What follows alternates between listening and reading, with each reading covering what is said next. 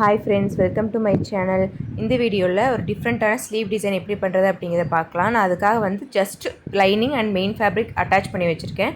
அதில் வந்து நீங்கள் நார்மல் ஸ்லீவ் மெஷர்மெண்ட்டை விட மேலே கீழே சைடில் ரெண்டு சைடுமே பார்த்தீங்கன்னா 3 இன்ச் அதிகமாக எடுத்துருக்கேன். மேலே 3 இன்ச் அதிகம், கீழே 3 இன்ச் அதிகம், லெஃப்ட் சைட் 3 இன்ச் அதிகம், ரைட் சைட் 3 இன்ச் அதிகம் lining and main fabric just attach பண்ணி வச்சுருக்கேன். இப்போ ரெண்டாக ஃபோல்ட் பண்ணிக்கோங்க. ரெண்டாக ஃபோல்ட் பண்ணிவிட்டு சென்டர் மார்க் பண்ணிக்கோங்க. நீங்கள் நார்மல் ஸ்லீவ் பேட்டர்ன் வந்து பேப்பரில் போட்டு வச்சுக்கோங்க. ஃபஸ்ட்டே சென்டரில் வந்து சென்டர் மார்க்கிங் நான் பண்ணிட்டேன். தெரியணும் அப்படிங்கிறதுக்காக சென்டர் மார்க்கிங் நான் பண்ணியிருக்கேன். அதுலேருந்து ரெண்டாக டிவைட் பண்ணிக்கோங்க. எனக்கு டோட்டலாக வந்து 10 இன்ச்சஸ் இருக்குது. நான் 5 மார்க்கிங் பண்ணியிருக்கேன். அந்த 5லேருந்து மேலே 1 இன்ச் கீழே 1 இன்ச் மார்க் பண்ணிக்கோங்க.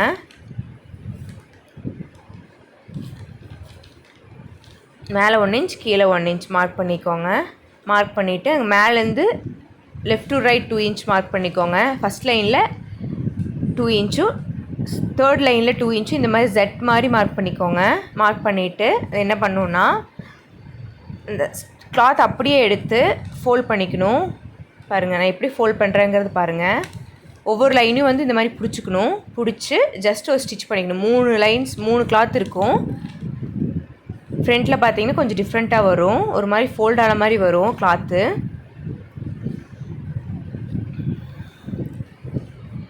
அதை வந்து ஃபஸ்ட் நம்ம என்ன பண்ணோன்னா lining and main fabric just அந்த லைன்லேயே வந்து ஸ்டிச் பண்ணிக்கோங்க. ஏன்னா மூவ் ஆகாமல் இருக்கிறதுக்காக. இது ஜார்ஜெட் பிளெயின் ஃபேப்ரிக் சிந்தட்டிக் அந்த மாதிரி இருந்துச்சு அப்படின்னா நம்ம டாட்லாம் ஸ்டிச் பண்ணும்போது இந்த மாதிரி ஸ்டிச் பண்ணிவிட்டு பண்ணோம்னா கிளாத்தும் லைனிங்கும் வந்து உப்பிட்டு இல்லாமல் இருக்கும். ரெண்டும் தனித்தனியாக ஸ்டிச் ஆகாமல் இருக்கும்.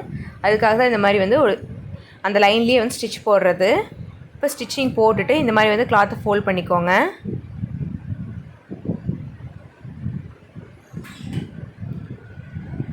கிளாத்தை ஃபோல்ட் பண்ணிவிட்டு மேலே வந்து ஸ்டிச் பண்ணிக்கோங்க. அதே மாதிரி ஸ்டிச்சிங் பார்த்திங்கன்னா ரொம்பலாம் போடக்கூடாது. ஒரு 1/4 இன்ச் கணக்கில் வந்து ஸ்டிச் பண்ணிக்கோங்க. அந்த கிளாத் அப்படியே பிடிச்சி மேலே அப்படியே வந்து ஸ்டிச் பண்ணிக்கோங்க. ரொம்ப அதிகமாக ஸ்டிச் பண்ண வேண்டாம். ஒரு 1/4 இன்ச் கணக்கில் ஸ்டிச் பண்ணால் போதும். 3 கிளாத்தும் மூவ் ஆகாமல் பார்த்துக்கோங்க. இந்த ஸ்லீவ் வந்து ரொம்ப ஈஸியாக ஸ்டிச் பண்ணிக்கலாம். பிகினருக்கு ரொம்ப யூஸ்ஃபுல்லாக இருக்கும். இப்போ ஃப்ரண்ட்டில் பார்த்தீங்கன்னா இந்த மாதிரி டிசைன் வந்திருக்கும் பாருங்கள்.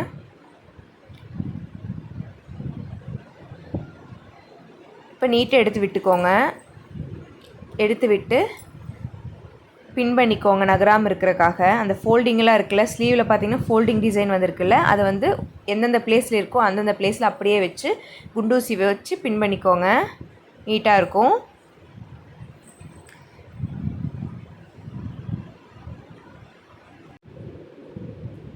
இப்போ நீங்கள் நார்மல் ஸ்லீவை பேப்பர் பேட்டர்னில் போட்டு எடுத்து வச்சுக்கோங்க. எடுத்துகிட்டு இந்த மாதிரி வச்சு கட் பண்ணணும்.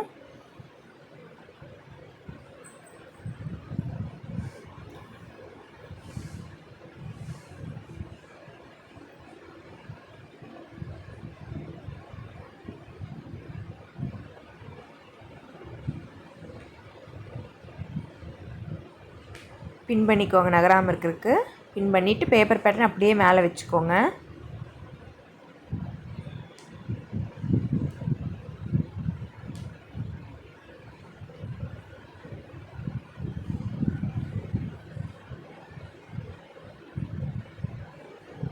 கரெக்டாக சென்டர் பார்த்து வச்சுக்கோங்க. டிசைன் மூவ் ஆகாமல் இருக்கணும். அதுக்காக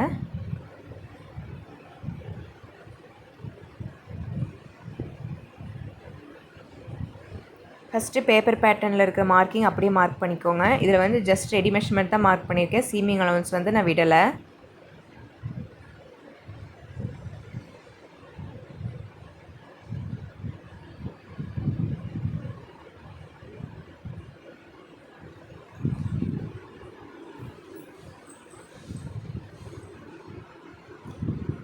ரெடி மெஷர்மெண்ட் மார்க் பண்ணதுக்கப்புறம் சீமிங் அலவன்ஸ் விட்டுக்கலாம். சைடில் வந்து 1 இன்ச் விட்டுக்கோங்க.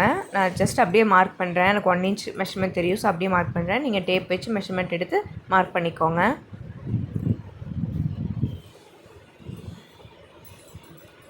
மேலே வந்து ஸ்லீவ் ஜாயின் பண்ணுறதுக்காக 1/2 இன்ச்சு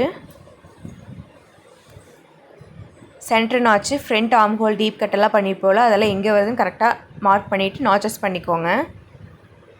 அதே மாதிரி கீழே வந்து அடித்து திருப்புறதுக்காக அடித்து பைப்பிங் மாதிரி கொடுக்க போகிறேன். ஸோ அதுக்காக 1/2 இன்ச்சு மேலே, 1/2 இன்ச் கீழே, 1/2 இன்ச் சைடில் வந்து 1 இன்ச் சீமிங் அலவன்ஸ் இது விட்டுட்டு கட் பண்ணணும். மறந்துடாதீங்க, சீமிங் அலவன்ஸ் விடாமல் கட் பண்ணக்கூடாது. ஏன்னா பேப்பர் பேட்டர்னில் எப்போவுமே ரெடி மெஷர்மெண்ட்டை நம்ம மார்க் பண்ணுவோம், சீமிங் அலவன்ஸ்க்கு விட மாட்டோம்.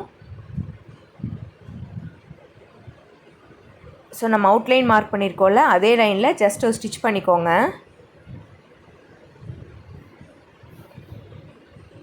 நம்ம அந்த ஃபோல்டிங் டிசைன் வந்துச்சுன்னா அதுக்கெல்லாம் பின் பண்ணிவிட்டு நம்ம சீமிங் அலவன்ஸ் விட்டுருக்கோம்ல அதே லைனில் வந்து ஸ்டிச் பண்ணிக்கோங்க.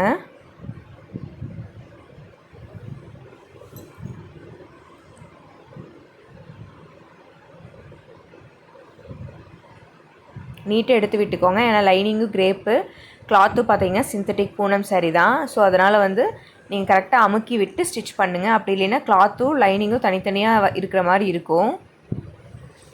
நல்லா ப்ரெஸ் பண்ணி விட்டு ஸ்டிச் பண்ணணும்.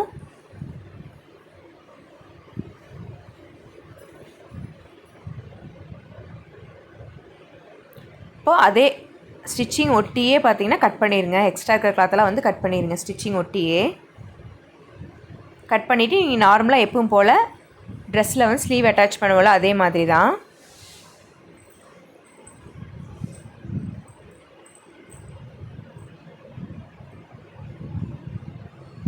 கீழே வந்து ஒரு ஸ்ட்ரெயிட் பீஸ் எடுத்து 1/2 இன்ச் சீமிங் அலவன்ஸ் விட்டுருக்கோம்ல அதை அடித்து ஃபோல்ட் பண்ணி ஸ்டிச் பண்ணிடுங்க. நம்ம நெக்லைனெல்லாம் ஸ்டிச் பண்ணுவோம்ல, பைப்பிங் மாதிரி கொடுப்போம்ல, பைண்டிங் ஸ்டிச்சுன்னு சொல்லுவாங்க. ஸோ அந்த மாதிரி வந்து கொடுத்துக்கோங்க. நான் அதை வந்து கவர் பண்ணல, நார்மலாக தான் விட்டுருக்கேன். எக்ஸ்ட்ரா இருக்கிறதெல்லாம் கட் பண்ணியாச்சு. நாச்சஸ் எல்லாம் எங்கே வருதுன்னு பார்த்து நாச் பண்ணிக்கோங்க. அப்போ தான் வந்து ட்ரெஸ்ஸில் அட்டாச் பண்ணும்போது ரொம்ப ஈஸியாக இருக்கும். இந்த ஸ்லீவ் டிசைன் எல்லாத்துக்கும் பிடிச்சிருக்குன்னு நினைக்கிறேன். என்னோடய வீடியோஸ் பிடிச்சிருந்தால் லைக் பண்ணுங்கள், ஷேர் பண்ணுங்கள், மறக்காமல் சப்ஸ்கிரைப் பண்ணிக்கோங்க. தேங்க்ஸ் ஃபார் வாட்சிங். பை.